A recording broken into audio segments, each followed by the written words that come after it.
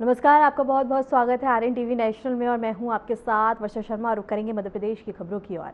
मध्य प्रदेश के मुख्यमंत्री डॉक्टर मोहन यादव के मुख्य अतिथि में जबलपुर में नवनिर्मित गीता भवन का लोकार्पण समारोह भव्य रूप से संपन्न हुआ। मुख्यमंत्री डॉक्टर मोहन यादव ने कार्यक्रम का शुभारंभ दीप प्रज्वलित कर किया। इस अवसर पर मुख्यमंत्री ने कहा कि गीता भारतीय संस्कृति, जीवन मूल्यों और कर्म योग का प्रतीक है। गीता भवन जैसा सांस्कृतिक और आध्यात्मिक केंद्र समाज को संस्कार, ज्ञान और सकारात्मक दिशा देने का कार्य करेंगे। उन्होंने कहा कि प्रदेश सरकार सांस्कृतिक धरोहर के संरक्षण के लिए लगातार प्रयासरत है। कार्यक्रम में कैबिनेट मंत्री राकेश सिंह, सांसद आशीष दुबे सहित कई जनप्रतिनिधि, गणमान्य नागरिक और श्रद्धालु उपस्थित रहे। उपस्थित अतिथियों ने गीता भवन के निर्माण को क्षेत्र के सांस्कृतिक विकास की दिशा में एक महत्वपूर्ण कदम बताया।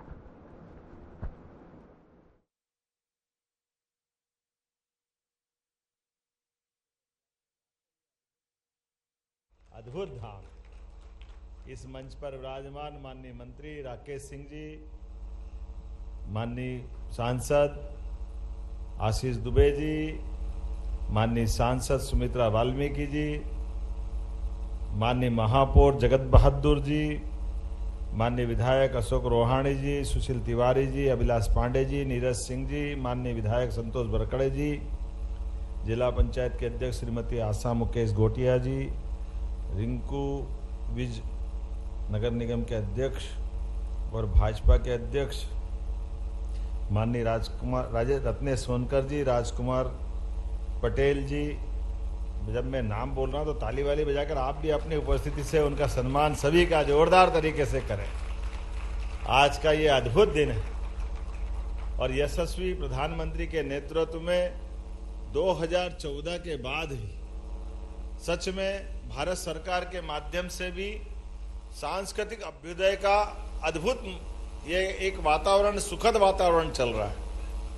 और ऐसे में हमारे अपने राज्य में भी यशस्वी जब मैं शिक्षा मंत्री था, मैं बताना चाहूंगा माननीय प्रधानमंत्री जी ने लोकसभा के अंदर शिक्षा नीति को एक तरह से बदलते हुए, संशोधित करते हुए, यद्यपि आजादी के बाद 2 बार ऐसा मौका आया, 1968 में, 1986 में, लेकिन केवल ऐसा कहा जाता था कि वो अंकों का खेल है, 8 इधर लग गया, 6 के उधर, लेकिन कुछ हुआ नहीं।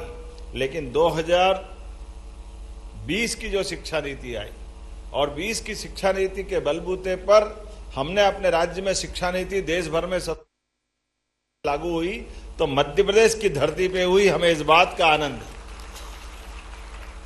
और हमने अपने वो पवित्र ग्रंथ, पवित्र गीता, पवित्र रामायण और ऐसे सारे ग्रंथों के प्रमाण को शिक्षा नीति के माध्यम से उच्च शिक्षा, स्कूल शिक्षा। अब आप बताइए, भगवान कृष्ण की वो मुखारविंद से निकलने वाली गीता, जिसके 18 ही अध्याय में कौन सी जीवन के ऐसे रहस्य और प्रसंग है जिसके बारे में हमारा आधुनिक साइंस से लगा करके, तर्क शक्ति से लगा करके तमाम प्रकार के उलझे सुलझे प्रश्नों के उत्तर गीता जी के माध्यम से मिलते हैं। हमारे लिए सौभाग्य की बात है। और आज मैं यहाँ जब आया हूँ तो रामायण के अंतर्राष्ट्रीय मेले का भी शुभारंभ हुआ और गीता भवन की सौगात भी मिल रही जबलपुर वालों के लिए, और आनंद आया। सच में हमारे लिए ये दोनों भगवान एक तरह से, जिनका लंबा गैप है बीच में, लेकिन पूरे देश का नक्शा अगर भारत का रखो सामने और उस भारत के नक्शे पे आप एक तरफ भगवान राम की कल्पना करो और उनके द्वारा पूरे देश में उनके पराक्रम के जो अलग अलग घटनाक्रम घटे हैं, जिनको हम उनकी लीलाओं से समझ सकते हैं, तो वो हमको उत्तर से लेकर दक्षिण तक बराबरी से मिलते जाएंगे। और भगवान कृष्ण की यद्यपि 17 लाख साल का अंतर है, लेकिन भगवान कृष्ण की भी अगर लीलाओं की अपन हिसाब लगाएंगे तो पूरा कहां नरकासुर असम के ऊपर और माता रुक्मणी का भी वो अरुणाचल का हिस्सा, लेकिन पूरब से लेके पश्चिम की द्वारका तक पूरा देश दोनों देवताओं के माध्यम से दुनिया को समझा सकता कि राम कृष्ण की संस्कृति क्या होती है, भगवान राम और कृष्ण का जीवन क्या होता है, ये भौगोलिक सीमाओं के माध्यम से। इसलिए दुनिया के सभी देशों में हमारे अपने इन देवताओं के माध्यम से सच में इस मृत्युलोक के अंदर हर एक का जीवन परमात्मा ने निश्चित किया है, लेकिन हमारे जन्म से लेकर मृत्यु तक का जो समय नियत किया गया है वो हमको कदम कदम पर हरेक के जीवन के अंदर, ये हमारा शरीर वास्तव में भगवान ने विराट शरीर दिखा करके अर्जुन की तमाम जिज्ञासाओं का समाधान करने का प्रयास भी किया। लेकिन वाकई में गीता जी और भगवान के उस प्रसंग को हम उनकी लीला ही मान लेते हैं कि भगवान ने प्रसंग तो अर्जुन को सामने रखा है, लेकिन संजय को दिव्य दृष्टि पहले दे दी और दिव्य दृष्टि के माध्यम से धृतराष्ट्र को सुनाते सुनाते वास्तव में इस अंधी दुनिया के आंख खोलने का काम भगवान कृष्ण ने किया है। उनके अपने मुखारविंद से सभी ग्रंथों को निचोड़ के रूप में दा करके हम सब जानते इस बात को, मोह में, पुत्र मोह में, तमाम प्रकार के आकर्षण विकर्षण के बीच अंतर्द्वंद से उलझावा वो खराब समय का सबसे बड़ा शासक जिनको हम कौरव के राजा धीराज के नाते से जानते हैं, लेकिन उनके मोह के बाद भी जीवन उसी प्रकार से हमको इसी तरह से लेना चाहिए जैसे भगवान कृष्ण के जीवन को हम समझने का प्रयास करेंगे। भगवान का स्वयं का जीवन भी हम कई बार कष्टों से घबरा जाते हैं, हमारे मन में कष्टों से कई बार मन में ऐसा लगता है कि हमसे ज्यादा कष्ट किसने उठाए होंगे, लेकिन भगवान कृष्ण के जीवन के काल को देखोगे तो ध्यान में आएगा कि भगवान ने स्वयं ने, और केवल भगवान नहीं, भगवान के प्राकट्य के पहले भी भगवान के माता पिताओं ने भी कितने कष्ट उठाए।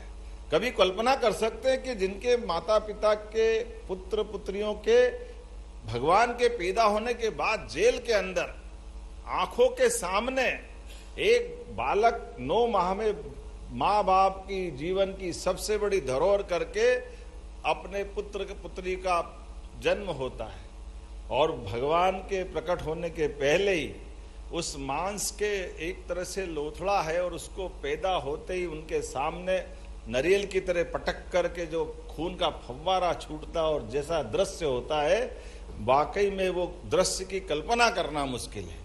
लेकिन भगवान के प्राकट्य की कितनी बड़ी कीमत चुकाते। वसुदेव देवकी को भी प्रणाम करता हूं आपके सबके माध्यम से। माँ बाप हो तो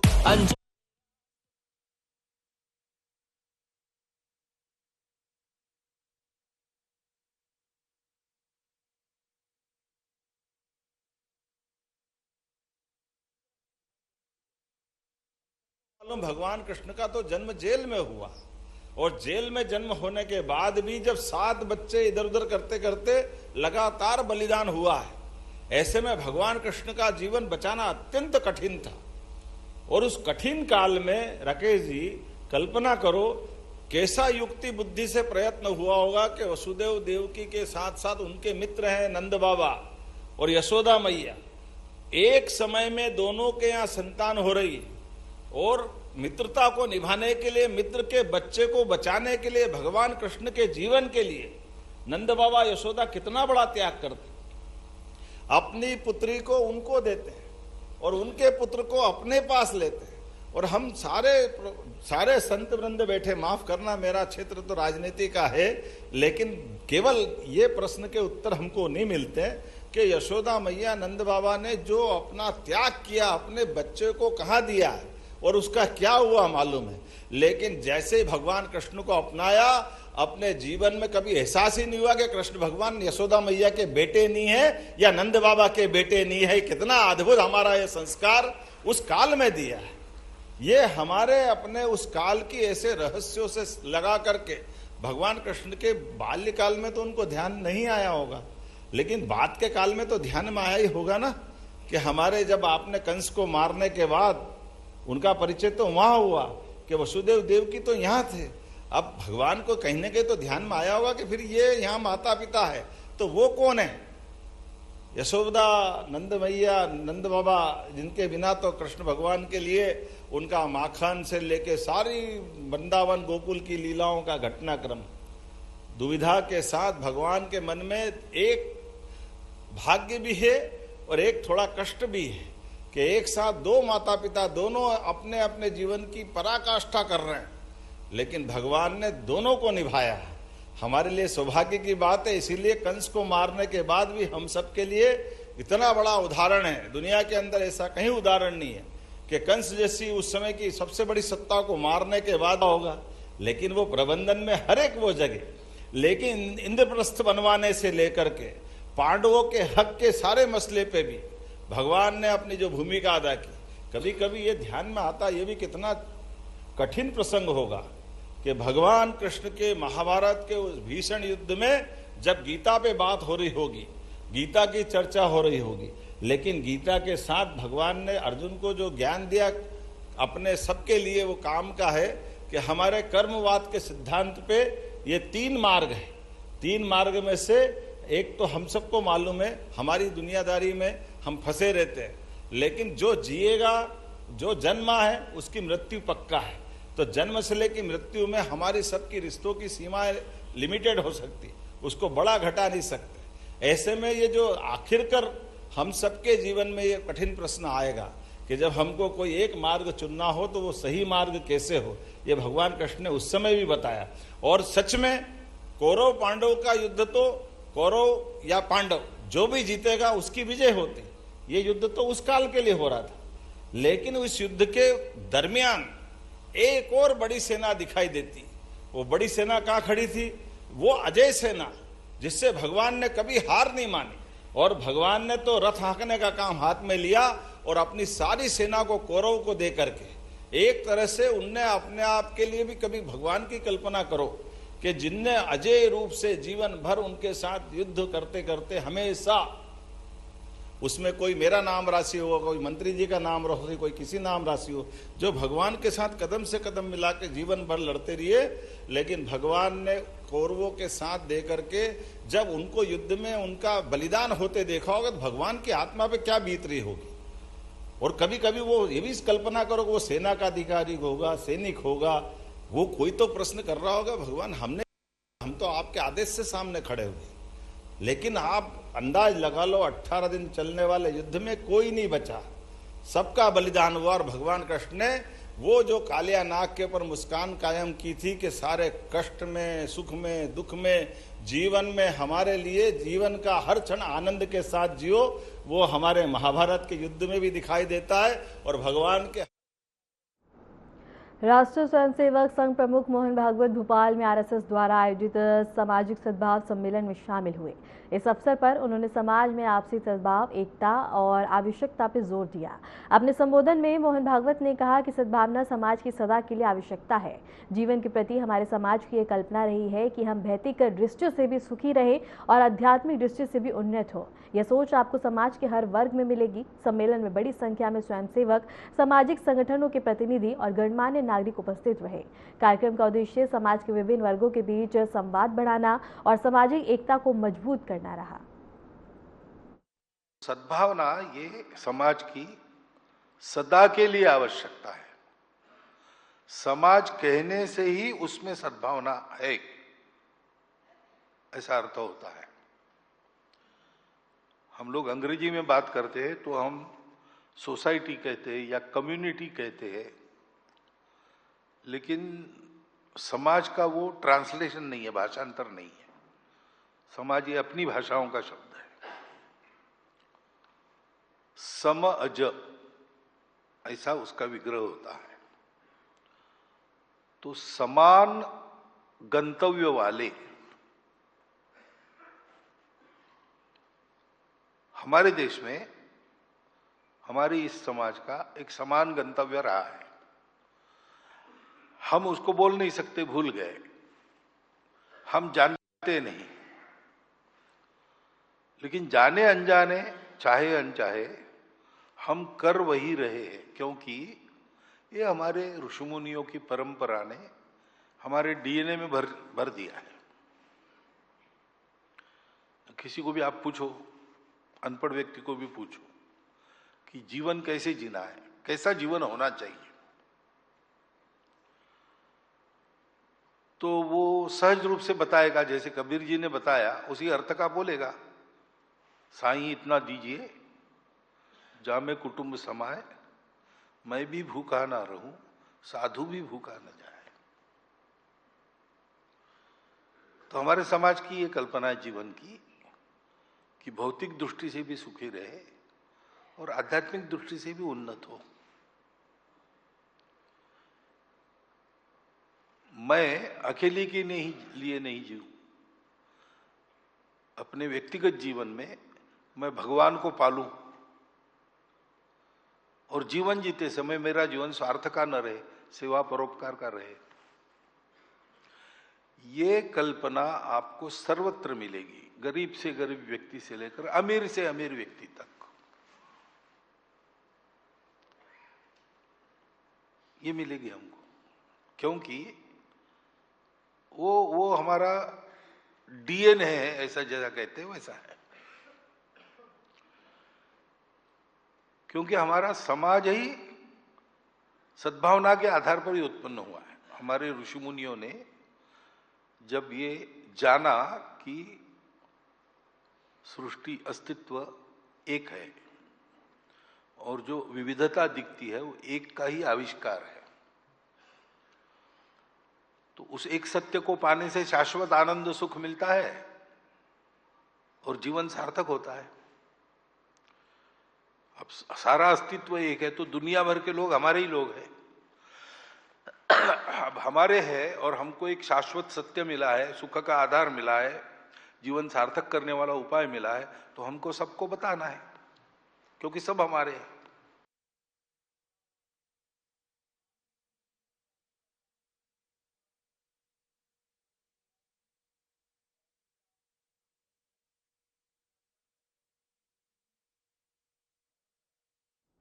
भोपाल से बड़ी खबर है, जहां बोर्ड परीक्षाओं को लेकर शिक्षा विभाग सख्त नजर आया है। विभाग का शिक्षकों के आदेश और शिक्षकों की छुट्टियों पर रोक लगा दी गई है। बोर्ड परीक्षा समाप्त होने तक कोई छुट्टी नहीं होगी।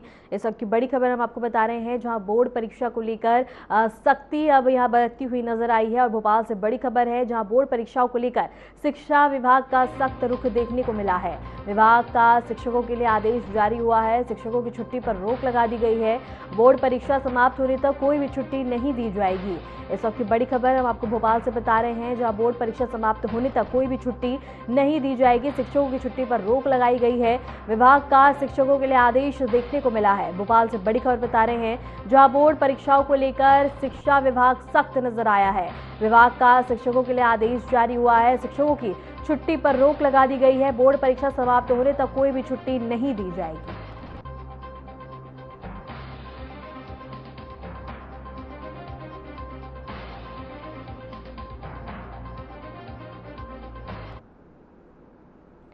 मध्य प्रदेश के विदिशा जिले में एक दिल दहला देने वाली वारदात सामने आई। सिविल लाइंस थाना क्षेत्र के अंतर्गत इंद्रप्रस्थ कॉलोनी में 22 वर्षीय युवक की चाकू मारकर हत्या कर दी गई।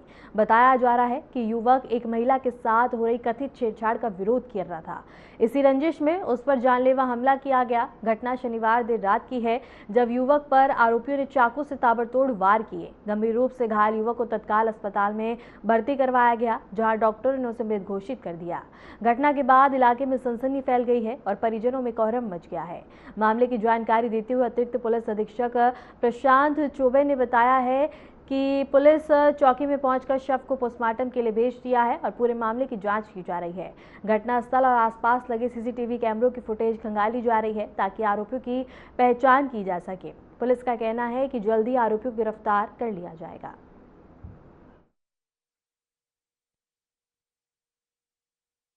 ये इंद्रप्रस्थ कॉलोनी थाना सिविल लाइन क्षेत्र अंतर्गत अभी खबर आई थी थोड़ी देर पहले, जिसमें पता चला था कि एक हत्या का मामला हुआ है और जिसमें जो नंदू चौबे करीब 22-23 साल उम्र है इनकी, युवक है, इनके साथ चाकूबाजी हुई है और अस्पताल में पता चला था तो तत्काल टीम अस्पताल गई। फिर वहाँ पे पता चला उनकी डेथ हुई है और यहाँ पे स्पॉट की कार्रवाई और आरोपियों की पताराशी चल रही है। बहुत जल्दी इसमें हम लोग पूरा इन्वेस्टिगेशन भी करेंगे, आरोपियों को गिरफ्तार करेंगे। प्रथम दृष्टया जो अभी तक बात सामने आई है उसमें कुछ इंपॉर्टेंट क्लूज और फुटेज वगैरह मिले हैं हमें और उसमें आसपास के लोगों से पूछताछ की जा रही है। परिजनों ने अभी तक कोई ऐसा किसी के साथ बैर विरोध या झगड़ा नहीं बताया है, लेकिन इनपुट हमें मिल गए बहुत सारे, जिन पे हमारी टीम लगी हुई है लगातार और बहुत जल्दी हम गिरफ्तार भी करें, खुलासा करेंगे। चाकू से मारना पता चला।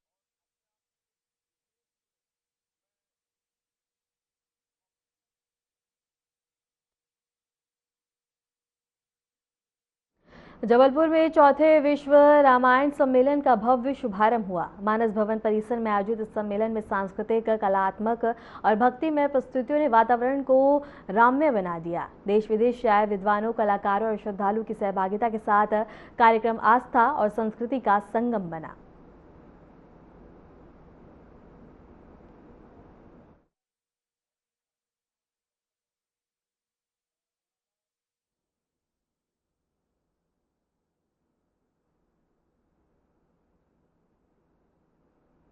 मध्य प्रदेश के इंदौर शहर के भागीरथपुरा इलाके में पानी में मिलावट की घटना सामने आने के बाद स्थानीय लोगों में भारी आक्रोश देखने को मिला। बड़ी संख्या में शहरवासियों ने सड़कों पर उतरकर विरोध प्रदर्शन किया और जिम्मेदारों के खिलाफ सख्त कार्रवाई की मांग की है। प्रदर्शनकारियों का आरोप है कि क्षेत्र में सप्लाई किए जा रहे पानी में गंदगी और संगीत पदार्थ मिले हैं, जिससे लोगों की सेहत पर गंभीर खतरा मंडरा रहा है। स्थानीय निवासियों ने बताया है कि दूषित पानी के सेवन से कई लोग बीमार पड़ चुके हैं। वहीं बच्चों और बुजुर्गों पर इसका सबसे ज्यादा असर देखने को मिल रहा है।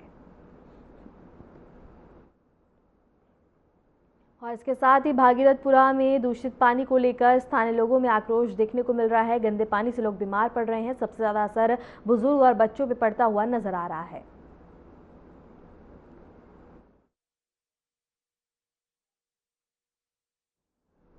रुक करेंगे बड़ी खबर की ओर। मध्य प्रदेश में कड़ाके की ठंड का दौर लगातार जारी है। प्रदेश के कई जिलों में घना कोहरा छाया हुआ है। भोपाल में छाया घना कोहरा, यातायात बुरी तरह प्रभावित हो रहा है। भोपाल, इंदौर, ग्वालियर में ठंड का कहर सबसे ज्यादा नजर आ रहा है। इसके साथ ही राजगढ़, विदिशा, रायसेन में भी कोहरा है। कई जिलों में तापमान 10 डिग्री से नीचे है। इस वक्त की बड़ी खबर हम आपको बता रहे हैं, जहां मध्य प्रदेश में लगातार ठंड का सिलसिला जारी है। भोपाल, इंदौर, ग्वालियर में ठंड का कहर है। भोपाल में छाया घना कोहरा, जिससे यातायात बुरी तरह प्रभावित हो रहा है। मध्य प्रदेश में कड़ाके की ठंड का दौर जारी है। प्रदेश के कई जिलों में घना कोहरा छाया हुआ है। भोपाल में घना कोहरा है, यातायात बुरी तरह प्रभावित हुआ है। भोपाल, इंदौर, ग्वालियर में ठंड का कहर देखने को मिला है। अशोकनगर, राजगढ़, विदिशा, रायसेन में भी कोहरा और कई जिलों में तापमान 10 डिग्री से नीचे दर्ज किया गया है।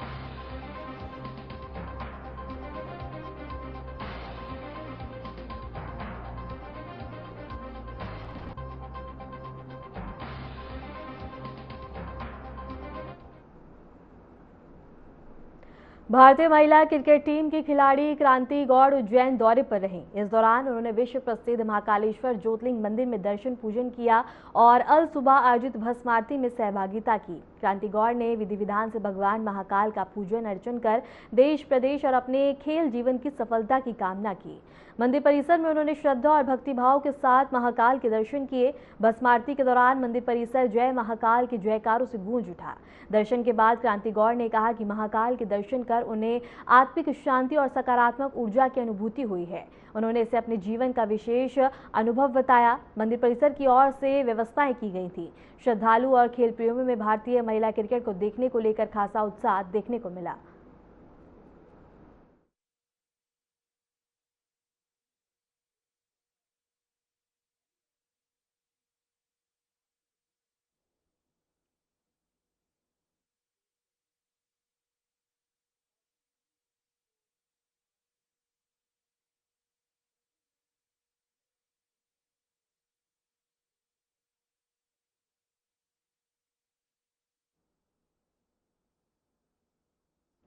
फिलहाल के लिए मध्य प्रदेश की खबरों में इतना ही, और ऐसी मध्य प्रदेश की तमाम खबरों को जानने के लिए देखते रहिए आरएन टीवी नेशनल।